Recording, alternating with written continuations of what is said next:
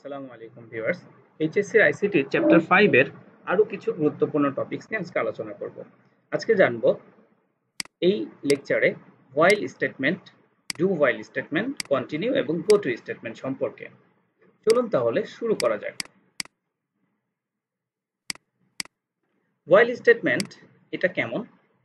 এটি অনেকটা ফর স্টেটমেন্টের বিকল্প হিসেবে ব্যবহৃত হয়। সেটা কিরকম? আমরা এর আগে ফর স্টেটমেন্ট দেখেছিলাম। ফর স্টেটমেন্টের মতো পূর্বে ঘোষিত কোনো কাউন্টার ভ্যারিয়েবল ব্যবহার করে হোয়াইল স্টেটমেন্টের আবর্তন সংখ্যা গণনা করা হয়। নিম্নে হোয়াইল লুপ নিয়ন্ত্রণের ফরম্যাট দেওয়া হলো। কাউন্টার ডিক্লারেশন, কাউন্টার ইনিশিয়ালাইজেশন এবং হোয়াইল এখানে কন্ডিশনটা দেওয়া হয়, তার ভিতরে এখানে স্টেটমেন্ট থাকে, এরপরে ইনক্রিমেন্ট ডিক্রিমেন্ট পার্টটা থাকে, তারপরে শেষ হয়ে যায় লুপটা। লুপটা এখান থেকে শুরু হয়, এখানে শেষ। তাহলে এটা হচ্ছে বেসিক স্ট্রাকচার, ঠিক আছে? চলো আমরা একটু এটার যেই ডায়াগ্রামটা আছে সেটা দেখি। এটা মূলত ফ্লোটা কিরকম। এখানে হোয়াইল লুপ শুরু হলো, এখান থেকে শুরু হয়ে এর ভিতরে এই যে এই পর্যন্ত হোয়াইল লুপ, এখান থেকে আবার হোয়াইল লুপটা এখানে শেষ হয়। এটা হচ্ছে আউটার লুপ। এটা একটা নেস্টেড লুপের স্টেটমেন্ট দেখানো হয়েছে। এই হোয়াইল লুপটা এখান থেকে শুরু, এইখানে শেষ, ঠিক আছে? এর ভিতরে আরো একটি হোয়াইল লুপ আছে যেটাকে আমরা ইনার লুপ বলছি। এই ইনার লুপটা কি করছে? লুপটা স্টেটমেন্ট হচ্ছে এখানে শুরু, এখানে শেষ। এরপরে এখানে একটা ইফ কন্ডিশন আছে। সেই কন্ডিশন যদি ট্রু হয় তাহলে পরে ব্রেক করে বের হয়ে যাবে, এই ব্লক 3 তে চলে আসবে, ঠিক আছে? এটা একটা নেস্টেড লুপের স্ট্রাকচার দেখানো হয়েছে। চলুন আমরা সামনে দেখি। একটি প্রবলেমের সলিউশন দেখলে আপনার ক্লিয়ার হয়ে যাবেন। 1 থেকে 100 পর্যন্ত ধারার যোগফল নির্ণয়ের একটি প্রোগ্রাম এখানে আমরা দেখব। দেখুন মেইন ফাংশনটা এখান থেকে শুরু। Integer s equals to 0, integer i equals to 1, এটা হচ্ছে আমার লুপ কন্ট্রোল ভ্যারিয়েবল ডিক্লেয়ার করলাম। এখানে হোয়াইল শুরু করলাম i less than or equals to 100, কারণ যেহেতু 100 পর্যন্ত বলা হয়েছে, তাহলে 100 ছোট অথবা সমান। s equals to s plus i, মানে 1 থেকে যেহেতু লুপটা চলছে, তো i এর ভ্যালুটা যদি আমি s এর সাথে যোগ করতে থাকি তাহলে আমি কি মানটা পেয়ে যাব, 1 থেকে 100 এর যোগফলটা পেয়ে যাব। এবার i++, এটা হচ্ছে লুপ কন্ট্রোলটা কি ইনক্রিমেন্ট ডিক্রিমেন্ট এই লেভেলে করা হয়। এরপরে ফাইনালি লুপটা শেষ হয়ে গেলে এখানে এসে প্রিন্টএফ করে আমি আউটপুট দিয়ে দিব। তো স্যাম্পল ইনপুট দেওয়া হয়েছিল, সেটার এগেইনস্টে এই যে আউটপুটটা এসেছে। চলো আরো একটা প্রবলেম দেখি। এই প্রবলেমের ক্ষেত্রে দেখো 1 থেকে n সংখ্যক, মানে আমি যেটা 100 পর্যন্ত দেখলাম, 100 এর পরিবর্তে এখানে n সংখ্যক নাম্বার চিন্তা করা হলো, ঠিক আছে? এই 100 এর পরিবর্তে। তাহলে এখন এই প্রোগ্রামটা কিভাবে আমরা লজিকটা সাজাতে পারি? দেখো, integer s equals to 0, integer i equals to 1, integer n, n মানে কি? একজন ইউজার বলবে যে সে কত নাম্বার পর্যন্ত যোগটা চাচ্ছে। এখানে তুমি printf একটা মেসেজ দিয়ে দাও, তারপরে তুমি scanf করে ইউজারকে সুযোগ দাও ইনপুট করার জন্য। এরপর while সেখানে কন্ডিশন লিখছো i less than or equals to n, মানে ওই n সংখ্যক পরিমাণ ধারা সে যোগটা করবে। s equals to s plus i, এরপরে কি i plus plus। দেখো স্যাম্পল ইনপুট দিয়েছে 50, 50 যদি আমি দিই n এর ভ্যালু, তার মানে কি 1 থেকে 50 পর্যন্ত এই লুপটা চলবে, তাই না? 1 থেকে যত সময় না 50 অথবা তার সমান হচ্ছে তত সময় লুপটা চলবে, ঠিক আছে? এইবার এটার রেজাল্টটা এখানে দেখিয়ে দিবে, এই যে প্রিন্টএফ করে, এই যে দেখো এই 1275 দেখানো হয়েছে। তোমরা একটু বাসায় এটা কোড ব্লকসে এটা প্রোগ্রামটা করবে, তাহলে তোমাদের জন্য ভালো হবে। চলো এরপরে আমরা আরো কিছু বিষয় শিখি। সেটা হচ্ছে এবার শিখবো ডু হোয়াইল লুপ। দেখো হোয়াইল লুপ তো আমরা শিখলাম, এর আগে তো ফর শিখেছি। তো ডু হোয়াইলটা হচ্ছে যে প্রথমে তুমি একটি কাজ স্টেটমেন্ট এক্সিকিউট করবে, তারপরে তুমি কন্ডিশনটা চেক করে লুপটাকে রান করবে, সেটাই দেখিয়েছে। কাউন্টার ডিক্লারেশন, এখানে কি কাউন্টার ইনিশিয়ালাইজেশন, এরপরে কি ডু শুরু করলে এখানে স্টেটমেন্টটা শুরু হলো, তারপরে তুমি ইনক্রিমেন্ট ডিক্রিমেন্টের কাজটি করবে, এরপর লাস্টে এসে হোয়াইল লুপের কন্ডিশনটা তুমি লাস্টে চেক করবে এটার ক্ষেত্রে, ঠিক আছে? এবার আসো আমরা এটা একটা প্রোগ্রাম দেখি, তাহলে তুমি বুঝে যাবে। 1 থেকে 10 পর্যন্ত সংখ্যাগুলো প্রদর্শনের জন্য একটি প্রোগ্রাম লিখো, এটা দেখি। দেখো integer counter equals to 1, do লুপটা লেখা শুরু করলাম, লুপ এখানে শুরু, এইখানে লুপটা এই যে কন্ডিশনের মাধ্যমে এইখানে শেষ হবে, ঠিক আছে? তো printf %d দিয়ে কাউন্টারের ভ্যালুটা কত 1 আছে, ফার্স্টে সে 1 থেকে শুরু করলো, এরপরে কি 10 পর্যন্ত সে দেখাবে। তাহলে কাউন্টার এখানে কি plus plus counter less or equals 10, তাহলে 1 থেকে সে 10 পর্যন্ত দেখিয়ে দিল।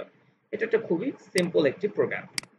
এরপরে আমরা আরেকটি প্রবলেম দেখব, সেটা হচ্ছে যে দেখো ইন্টিজার মেইন যদি আমরা এখানে চিন্তা করি, তারপর দেখো ইন্টিজার নাম্বারগুলো ডিক্লেয়ার করা হয়েছে, integer n counter equals to 1, এটা কি 1 থেকে n পর্যন্ত। তার মানে যেখানে 10 ছিল 10 এর পরিবর্তে তুমি n লিখে ব্যবহার করছো, মানে ভ্যারিয়েবল ইউজ করছো। n এর ভ্যালুটা একজন ইউজার দিবে তোমাকে, ঠিক আছে। তো তুমি এখানে n টাকে ইনপুট নিচ্ছ, দুটা লেখা শুরু করলাম, এখানে স্টেটমেন্ট শুরু এখানে শেষ, print F %d counter while plus plus counter less or equal n, এখানে এসে লুপটা শেষ হবে। দেখো 1 থেকে 10 পর্যন্ত লুপটা চলবে। তাহলে তুমি দেখো যে n এর পরিবর্তে তুমি যে ভ্যালুটা তোমার ইউজার দিবে সেটাই হবে এই প্রোগ্রামটার রেজাল্ট, সেই অনুযায়ী আসবে। 10 দিতে পারে, 20 দিতে পারে, যে কোনো ভ্যালু দিতে পারে। আমরা এবার a থেকে z পর্যন্ত বড় হাতের অক্ষরগুলো প্রদর্শনের একটি প্রবলেম দেখব। দেখো ক্যারেক্টার টাইপের একটি ভ্যারিয়েবল ডিক্লেয়ার করলাম, ch লিখেছি 6 ইকুয়ালস টু 65। 65 মানে হচ্ছে আজকি ভ্যালু অনুযায়ী বড় হাতের a দেখাবে তোমাকে। ডু লিখলাম, এখান থেকে লুপটা শুরু হলো, প্রিন্টের %c লিখতে হয় যেহেতু ক্যারেক্টার টাইপের ভেরিয়েবল, কমা দিয়ে ch প্লাস প্লাস দিলাম, while ch greater or equals a and ch less or equals z, এখানে and ব্যবহার করা হয়েছে কেন, a থেকে z পর্যন্ত সে প্রিন্ট করবে এই জন্য। তো দেখো এটা কি করলো, a থেকে শুরু করলো z পর্যন্ত সে প্রিন্ট করলো, ঠিক আছে।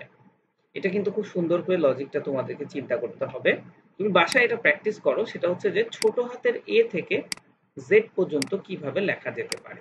ছোট হাতের a থেকে z পর্যন্ত লেখার জন্য তোমাকে 97 এখান থেকে শুরু করতে হবে, ঠিক আছে।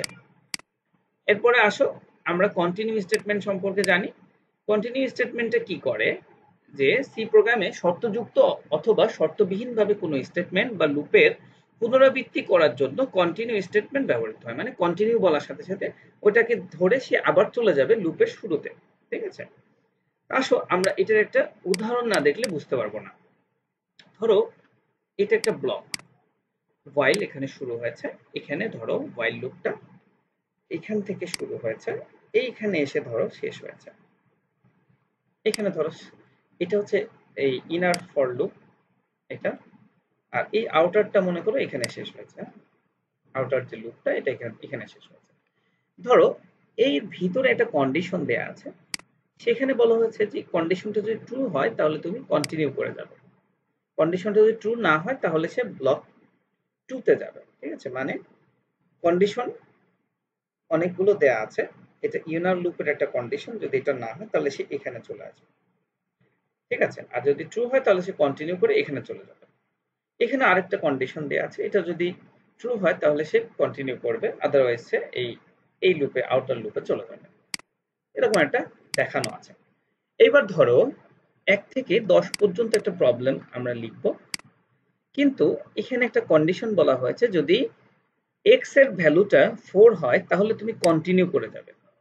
দেখো কন্টিনিউ এই কথাটা লেখার কারণে এখানে তোমার আউটপুটে কি দেখতে পাচ্ছ, দেখো 1 থেকে 3 পর্যন্ত সে প্রিন্ট করলো, কিন্তু সে 4 প্রিন্ট না করে কন্টিনিউ মানে সামনে চলে গেছে 5 7 8 9। এটা থেকে কি বুঝতে পারলে, আমরা যদি কোনো লুপে কোনো একটা পার্টিকুলার জায়গায় আমাকে স্কিপ করে যেতে হয় তাহলে আমি সেটার ক্ষেত্রে কন্টিনিউ এইটা ব্যবহার করব, ঠিক আছে। আমি এখানে প্রবলেম খুব বেশি আলোচনা করছি না, কারণ যেহেতু আমি তোমাদেরকে অলরেডি অনেক অনেক প্রবলেম দেখিয়েছি, তোমরা বাসায় প্র্যাকটিস করবে লজিক নিয়ে। আমার এই চ্যানেলের প্লেলিস্টে চ্যাপ্টার 5 চ্যাপ্টার 6 সবগুলোরই তুমি হচ্ছে সুন্দর করে সাজানো পেয়ে যাবে লেকচার, এগুলো দেখে নিবে। এবার আসো গো টু স্টেটমেন্ট সম্পর্কে জানবো। গো টু স্টেটমেন্টে কি হয়, সি প্রোগ্রামে শর্তযুক্ত অথবা শর্তবিহীন ভাবে এক স্টেটমেন্ট থেকে উপরে বা নিচে অপর কোনো স্টেটমেন্টে নিয়ন্ত্রণ স্থানান্তরের জন্য গো টু স্টেটমেন্ট ব্যবহার করা হয়। ধরো একটা লেভেল লিখলে, সেটা থেকে তোমার লেভেল গো টু স্টেটমেন্ট থাকলে সেই লেভেলে তোমাকে নিয়ে যাবে। ধরো তুমি এই স্টেটমেন্টে আছো, তোমার এই গো টু বলার মানে এই লেভেলটাতে তোমাকে নিয়ে যাবে, এইখানে তোমাকে নিয়ে যাবে, ঠিক আছে। তো চলো আমরা একটা প্রবলেমের সলিউশন দেখলে বুঝতে পারবো।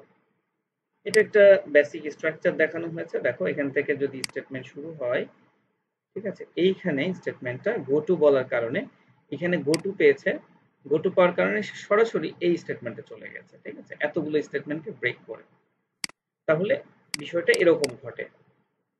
একটা প্রবলেম দেখলে ক্লিয়ার হয়ে যাবে। দেখো 1 থেকে n পর্যন্ত আমরা একটা সংখ্যা ধনাত্মক পূর্ণ সংখ্যার যোগফল নির্ণয় করব। তাহলে দেখো এখানে বলছে যে এই যে এরকম একটা প্রবলেম দেখানো হয়েছে। আচ্ছা, গো টুর ব্যবহারটা এখানে দেখাতে পারেনি। সেই ক্ষেত্রে আমরা যেটা করতে পারি, তোমরা যেমন কন্টিনিউ দেখলে ওরকম একটা ইফ কন্ডিশন লিখে গো টু দিয়ে দিতে পারো। আর এখানে একটা লেভেল দিয়ে দিতে পারো এই জায়গাটায়, এর উপরে লেভেলটা লিখে দিলে তোমার ওটা চলে আসবে। তুমি যখনই ওই কন্ডিশনটা ট্রু হবে তোমার ওই লেভেলে তোমাকে নিয়ে যাবে। আজকের মতো এখানেই শেষ করব। ভালো থাকবে সবাই।